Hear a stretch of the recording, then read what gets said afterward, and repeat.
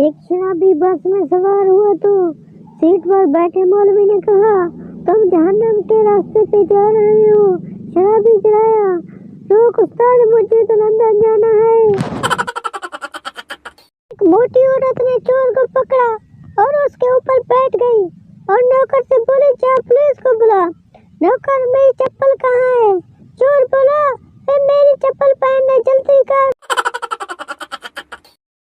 ایک سردار روز اپنے کچن میں جاتا، چینی کا ڈبہ کھولتا اور بند کر دیتا۔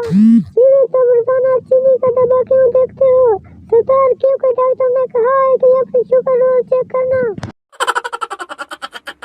ایک ماں نے اپنے بیٹے کو نصیحت کرتے ہوئے کہا، یاد رکھو، ہم اس دنیا میں دوسروں کی خدمت کرنے آئے ہیں۔